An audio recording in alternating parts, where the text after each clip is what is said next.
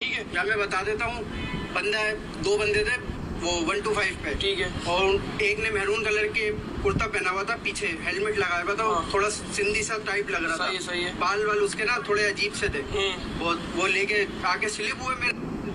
تو یار اگرچہ یا وہ چور دیکھ رہے ہیں یا کوئی چور کی کمیونٹی دیکھ رہی ہے تو پلیز اگر پیسے رکھ لو لیکن پاسپورٹ دے دو، کیونکہ آج ہے ہماری فلائٹ اور ہماری فلائٹ مس ہو جائے گی. ہمارا اتنا بہترین پلان تھا فیملی کے ساتھ یار. پاسپورٹ اور ٹکٹ دے دو پلیز یار پلیز. اگر آپ کو کہیں پڑا ہوا ملتا ہے، شاہ صفدر نام ہے اس پہ لکھا ہوا پاسپورٹ پہ، اگر آپ کو کہیں ملتا ہے تو آپ دے دو. اور اس نے شناخت تو بتا دی ہے بائک والوں کی کہ ایک نے میرون کپڑے پہنے ہوئے تھے اور 125 تھی. 125 تھی. نمبر پلیٹ دکھی، نمبر پلیٹ نہیں دیکھی، ٹوپی لگایا تھا اور ٹوپی لگایا ہوا تھا، ہیلمٹ لگایا ہوا تھا، پیچھے والا اس کی بائک پہ کپڑا